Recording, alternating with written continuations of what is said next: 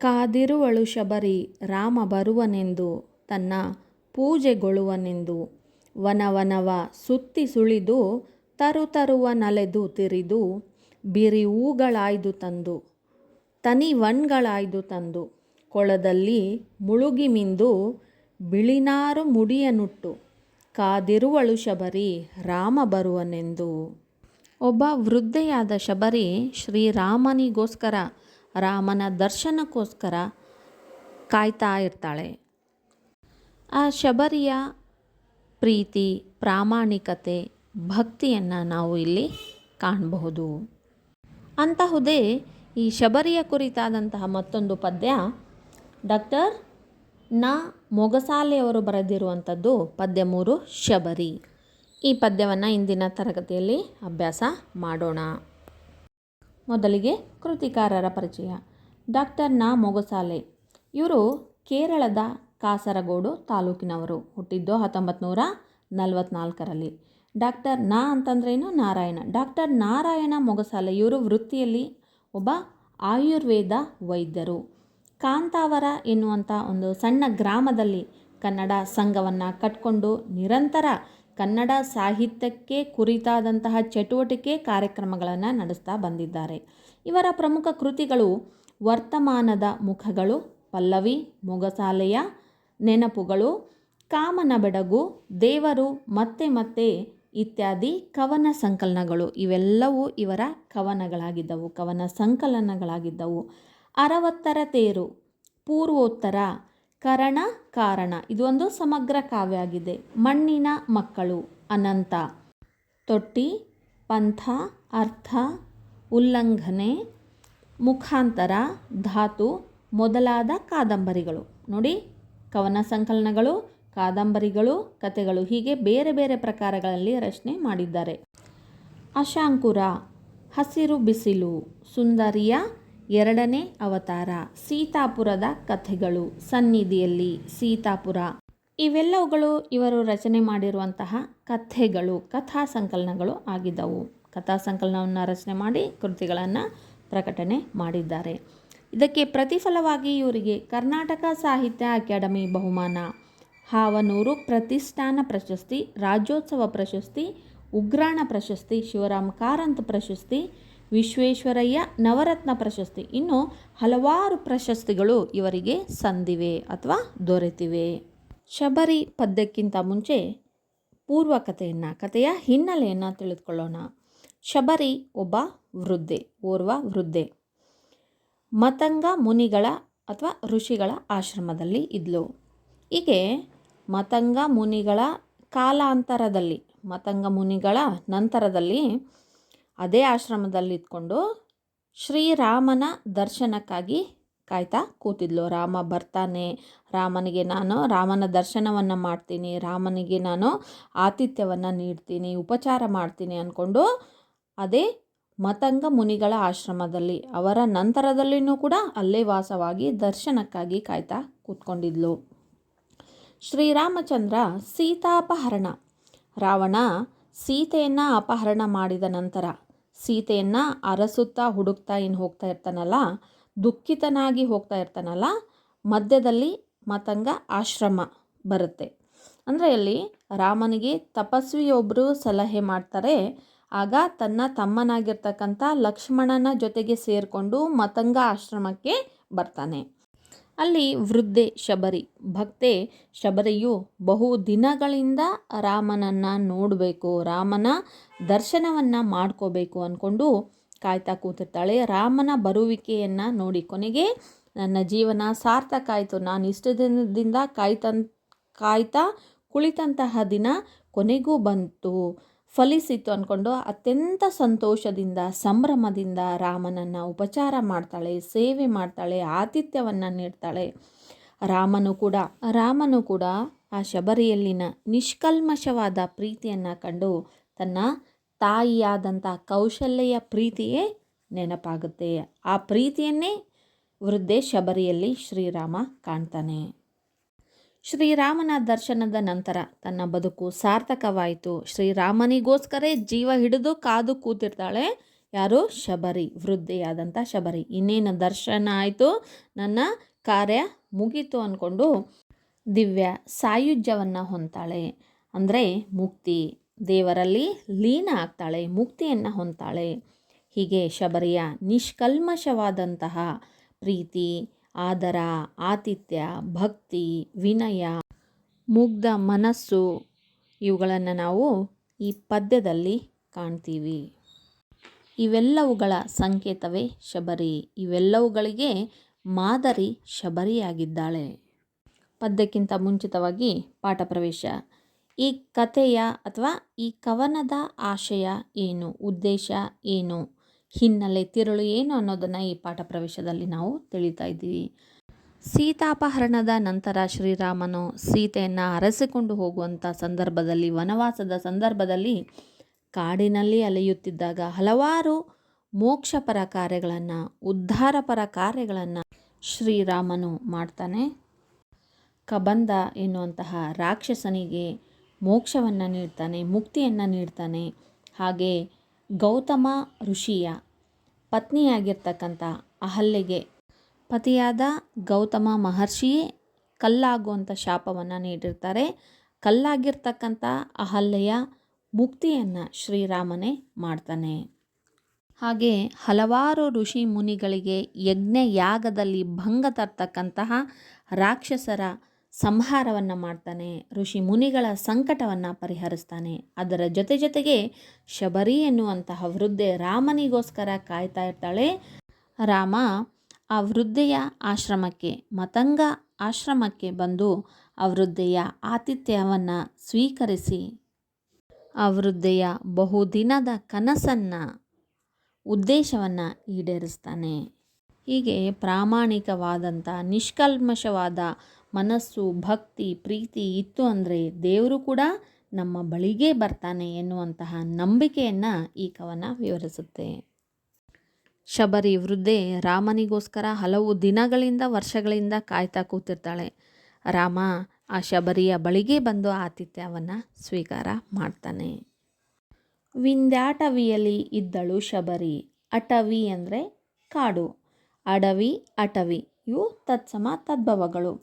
ರಾಮನ ಕನಸೇ ಮರವಾಗಿ, ಮರದಲ್ಲರಳಿದ್ದವು ಹೂಗಳು, ರಾಮನ ನಾಮವೇ ಜೇನಾಗಿ. ಜೇನು ಅಂದರೆ ಸಿಹಿ. ಶಬರಿ ಕಾಡಿನಲ್ಲಿ ವಾಸವಾಗಿದ್ಲು.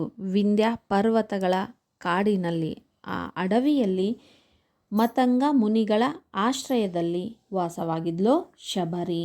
ರಾಮನ ಕನಸೇ ಮರವಾಗಿ, ರಾಮನ ದರ್ಶನವನ್ನು ಮಾಡೋದಕ್ಕೋಸ್ಕರವಾಗಿ, ರಾಮನಿಗೋಸ್ಕರ ರಾಮನು ಬರ್ತಾನೆ ಅಂದ್ಕೊಂಡು ಕನಸನ್ನು ಕಾಣ್ತಾ ಇದ್ಲು.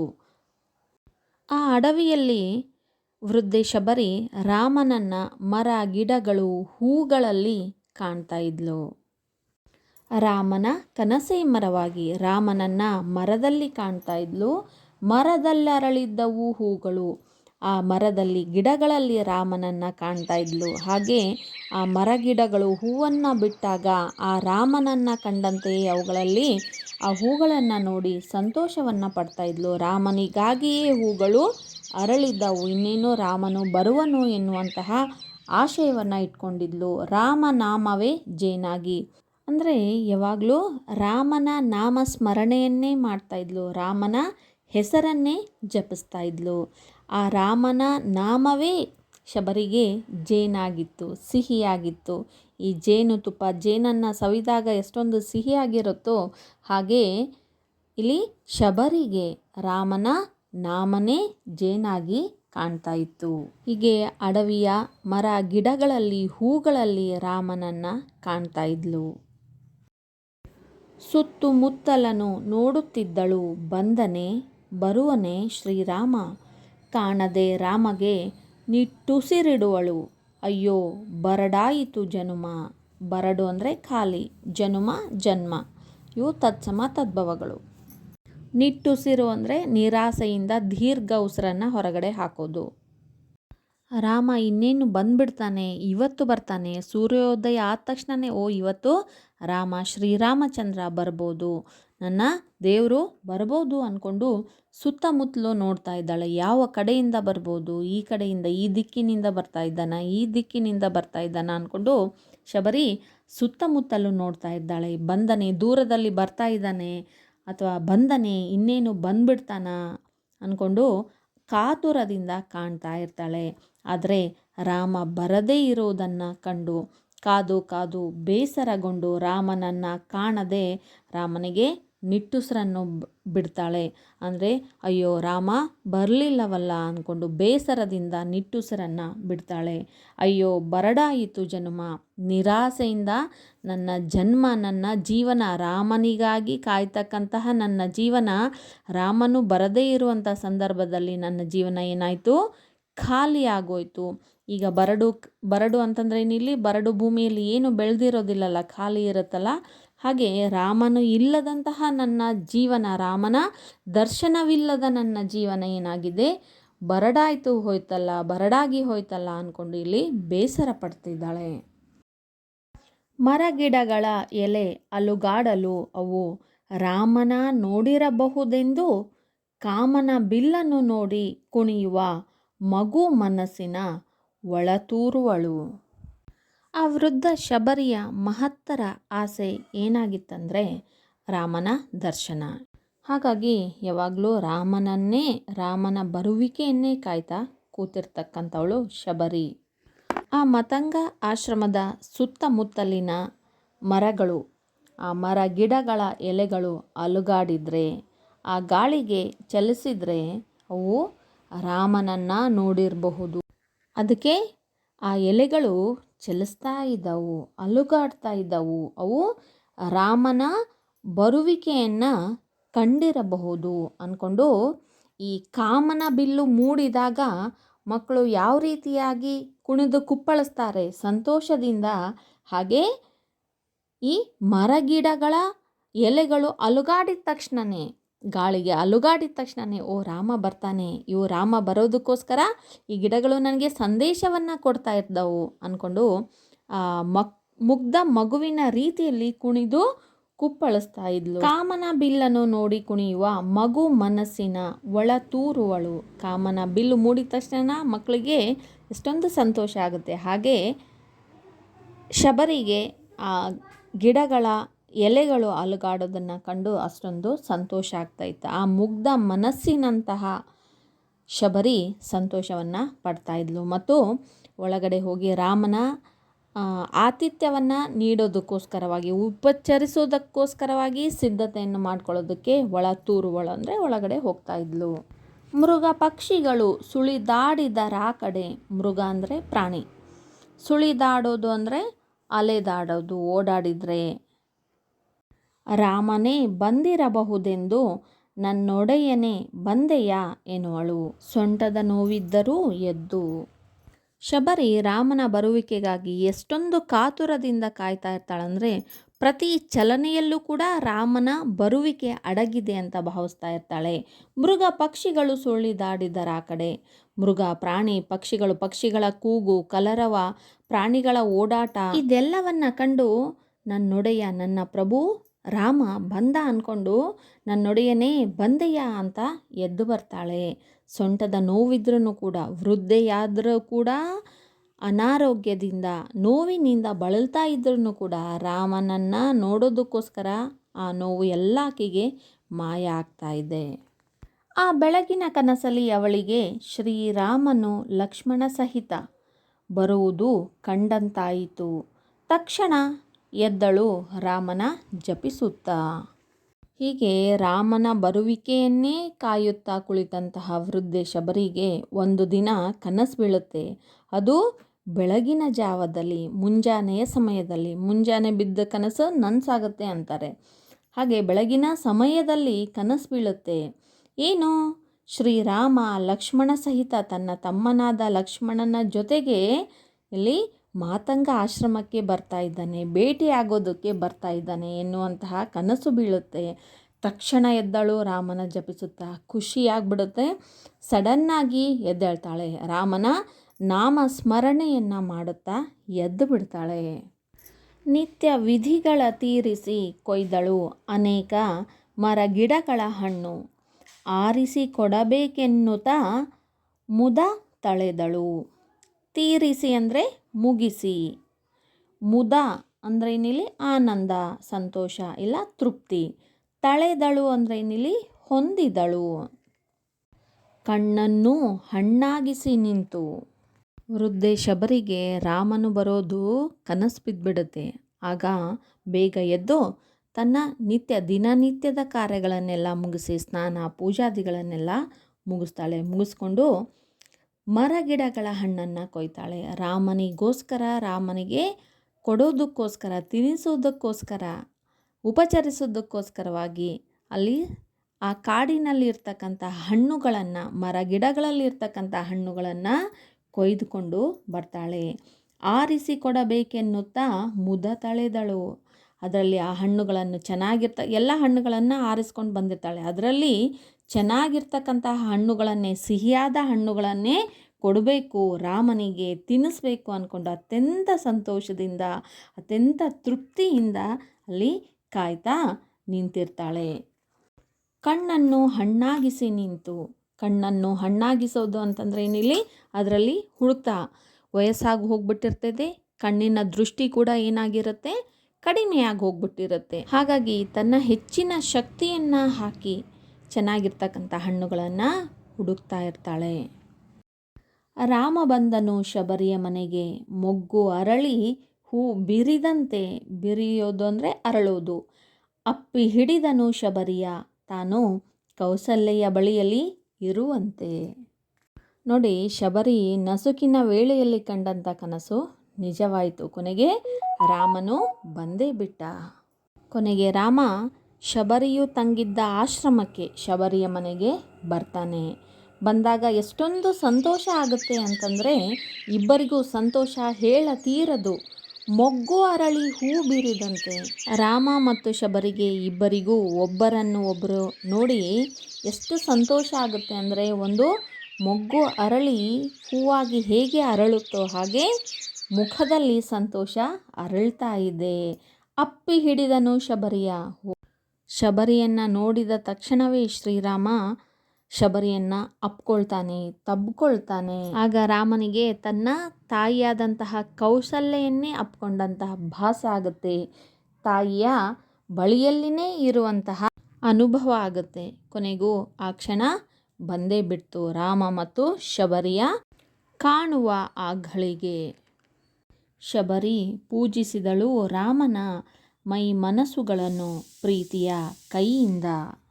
ಕಣ್ಣುಗಳಾದವು ಬೆಳಗಿನ ಮಂಜುಗರಿಕೆಯ ಮೇಲಿಂದಿಳಿಯುವಂಥ. ತನ್ನ ಆಶ್ರಮಕ್ಕೆ ಬಂದ ಶ್ರೀರಾಮನನ್ನು ಶಬರಿ ಪೂಜೆ ಮಾಡ್ತಾ ಇದ್ದಾಳೆ. ರಾಮನು ಬರೋದಕ್ಕಿಂತ ಮುಂಚೆನೇ ಮನಸ್ಸಿನಲ್ಲಿ ಪೂಜೆಯನ್ನು ಮಾಡ್ತಾ ಇದ್ಲು. ರಾಮ ಬಂದಮೇಲೆ ದೈಹಿಕವಾಗಿ ರಾಮನ ಪೂಜೆಯನ್ನು ಮಾಡ್ತಾ ಇದ್ದಾಳೆ. ತನ್ನ ಪ್ರೀತಿಯ ಕೈಗಳಿಂದ ಭಕ್ತಿಪೂರ್ವಕವಾಗಿ ಪೂಜೆಯನ್ನು ಮಾಡ್ತಾ ಇದ್ದಾಳೆ. ಆ ಪೂಜೆಯನ್ನು ಮಾಡುವಂಥ ಸಂದರ್ಭದಲ್ಲಿ ಸಂತೋಷದಿಂದ, ಸಾರ್ಥಕತೆಯಿಂದ, ಇಷ್ಟು ದಿನ ರಾಮನಿಗೋಸ್ಕರ ಕಾದು ಇವತ್ತು ಜೀವನ ಸಾರ್ಥಕವಾಯಿತು, ಜನ್ಮ ಸಾರ್ಥಕವಾಯಿತು ಅಂದ್ಕೊಂಡು ಸಂತೋಷದಿಂದ ಕಣ್ಣು ತುಂಬಿ ಬರ್ತಾ ಇದ್ದೆ. ಕಣ್ಣಿನಲ್ಲಿ ನೀರು ತುಂಬಿಕೊಂಡಿದ್ದವು. ಹೇಗೆ ಅಂದರೆ, ಬೆಳಗಿನ ಜಾವದಲ್ಲಿ ಕರಿಕೆ ಹುಲ್ಲಿನ ಮೇಲೆ ಇಬ್ಬನಿ ಮಂಜು ಹೇಗೆ ಇರುತ್ತೋ ಹಾಗೆ ಆ ಕಣ್ಣಲ್ಲಿ ನೀರು ತುಂಬಿಕೊಳ್ತಾ ಇದ್ದವು. ಆನಂದ ಬಾಷ್ಪ ಸುರಿತಾ ಇದೆ. ಎತ್ತಿ ತಂದಳು ಹಣ್ಣಿನ ಬುಟ್ಟಿಯ, ಆರಿಸಿಕೊಡಲಿಕ್ಕೆ ಹಣ್ಣುಗಳ, ಕಚ್ಚಿ ನೋಡಿ ಸವಿ ಇರುವುದನ್ ಎತ್ತಿ ಕೊಟ್ಟಳು ತಿನ್ನು ನೀನ್ ಎನ್ನುತ್ತಾ. ಶಬರಿಗೆ ಮೊದಲೇ ಶ್ರೀರಾಮನು ಬರುವ ಸೂಚನೆ ಇರುತ್ತೆ.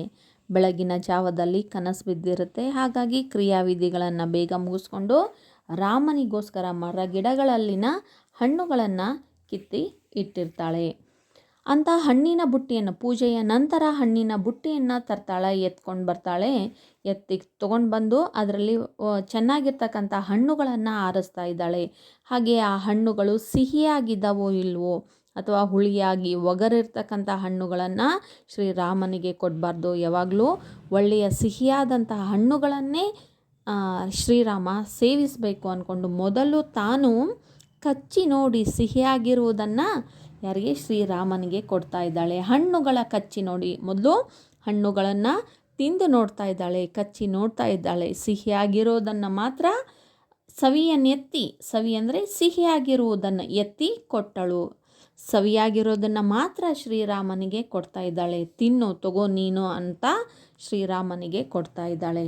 ನೋಡಿ ಎಂತಹ ಮುಗ್ಧ ಮನಸ್ಸು, ನಿಷ್ಕಲ್ಮಶವಾದ ಪ್ರೀತಿ, ಭಕ್ತಿ. ರಾಮನು ಕೌಸಲ್ಯೆಯ ಕೈತುತ್ತು ನೆನಪಿಸಿ ತಿಂದನು ಮೈಮರೆತು. ಹೇಳಿದ ಶಬರಿಗೆ ತುಂಬಿತು ಹೊಟ್ಟೆ, ತಿನ್ನಲೇ ಇಲ್ಲ ಇಂಥದ್ದು. ಶ್ರೀರಾಮನಿಗೂ ಕೂಡ ಅಷ್ಟೇ ಶಬರಿಯ ನಿಷ್ಕಲ್ಮಶವಾದಂತಹ ಪ್ರೀತಿ, ಮುಗ್ಧತೆಯನ್ನು ಕಂಡು ತಾಯಿ ಕೌಶಲ್ಯ ನೆನಪಾಗುತ್ತೆ. ತಾಯಿ ಕೈತುತ್ತು ಮಾಡಿ ತಿನ್ನಿಸ್ತಾ ಇರೋದು ನೆನಪಾಗುತ್ತೆ. ಅದನ್ನು ನೋಡಿ ಆ ನೆನಪಿನಿಂದ ತನ್ನನ್ನು ತಾನೇ ಮರೆತು ತಿನ್ನುವುದರಲ್ಲಿನೇ ಮಗ್ನ ಆಗ್ಬಿಡ್ತಾನೆ ಶ್ರೀರಾಮ. ಹಾಗೆ ಶಬರಿಗೆ ಒಂದು ಮಾತನ್ನು ಹೇಳ್ತಾನೆ, ಇವತ್ತು ನನ್ನ ಹೊಟ್ಟೆ ತುಂಬಿತು, ಸಂತೃಪ್ತಿ ಆಯಿತು, ನನಗೆ ಹೊಟ್ಟೆ ತುಂಬ ತಿಂದಿದ್ದೀನಿ. ಇಂತಹ ಹಣ್ಣನ್ನು, ರುಚಿಕರವಾಗಿರ್ತಕ್ಕಂತಹ ಹಣ್ಣನ್ನು ನಾನು ಯಾವತ್ತೂ ತಿಂದಿರಲಿಲ್ಲ ಅಂತ ಒಂದು ಮಾತನ್ನು ಹೇಳ್ತಾನೆ. ಶಬರಿಯ ಕಣ್ಣಿನ ಹೊರಪರೆ ಹರಿದು ಶ್ರೀರಾಮನು ಕಂಡನು ಹರಿಯಾಗಿ. ಒಳಗಣ್ಣಲ್ಲಿ ಸಾರ್ಥಕ್ಯದ ಸವಿ ಹುಟ್ಟಿ ಹೊರಗಣ್ಣಲ್ಲಿ ಹರಿಯಿತು ನದಿಯಾಗಿ. ಶ್ರೀರಾಮ ನಾರಾಯಣನ ಅವತಾರ, ಲೋಕ ಕಲ್ಯಾಣಕ್ಕಾಗಿ ಮಾನವನ ಅವತಾರವನ್ನು ತಾಳಿರ್ತಾನೆ. ಆ ಶಬರಿಯ ನಿಜವಾದ ಪ್ರೀತಿ, ಭಕ್ತಿ, ಆತಿಥ್ಯಕ್ಕೆ ಶ್ರೀರಾಮನ ನಿಜವಾದ ಅವತಾರನೇ ಕಾಣಿಸುತ್ತೆ. ಶಬರಿ ವಯಸ್ಸಾಗಿರುತ್ತೆ, ಕಣ್ಣಿಗೆ ಪೊರೆ ಬಂದಿರುತ್ತೆ. ಅಷ್ಟಾದರೂ ಕೂಡ ಆ ನಿಜವಾದ ಭಕ್ತಿಯಲ್ಲಿ ಆ ಕಣ್ಣಿನ ಪೊರೆ ಹರಿದು ಶ್ರೀರಾಮನ, ವಿಷ್ಣುವಿನ ಅವತಾರ ಗೋಚರಿಸ್ತಾ ಇದೆ. ಆ ಅವತಾರವನ್ನು ನೋಡಿ ಒಳ ಮನಸ್ಸಿನಿಂದ ಆ ಶಬರಿಗೆ ನನ್ನ ಜೀವನ ಸಾರ್ಥಕ ಆಯಿತು ಅಂದ್ಕೊಂಡು ಅತ್ಯಂತ ಸಂತೋಷದಿಂದ ಆ ಕಣ್ಣಲ್ಲಿ ನೀರು ನದಿಯಾಗಿ ಹರಿದು ಬರ್ತಾ ಇದೆ. ಹೀಗೆ ಶ್ರೀರಾಮ ಅಷ್ಟು ದಿನಗಳಿಂದ, ವರ್ಷಗಳಿಂದ ಕಾದಂತಹ ವೃದ್ಧ ಶಬರಿಗೆ ತನ್ನ ಅವತಾರವನ್ನು ತೋರಿಸ್ತಾನೆ. ಹೀಗೆ ವಿಷ್ಣುವಿನ ಹರಿಯ ಅವತಾರವಾದ ಶ್ರೀರಾಮನನ್ನು ಕಂಡು ಉಪಚರಿಸಿ ಶಬರಿಯ ಜೀವನ ಸಾರ್ಥಕವಾಗುತ್ತೆ. ನಂತರ ಶ್ರೀರಾಮ ಕಾಡಿನಲ್ಲಿ ಮುಂದಿನ ಪ್ರಯಾಣವನ್ನು ಬೆಳೆಸ್ತಾನೆ. ಹೀಗೆ ಭಕ್ತೆ ಶಬರಿಯ ಪ್ರೀತಿ, ವಿಶ್ವಾಸ, ಭಕ್ತಿ, ನಿಷ್ಕಲ್ಮಶ ಮನಸ್ಸು, ಮುಗ್ಧತೆ ಈ ಪದ್ಯದಲ್ಲಿ ಮೂಡಿ ಬಂದಿದೆ.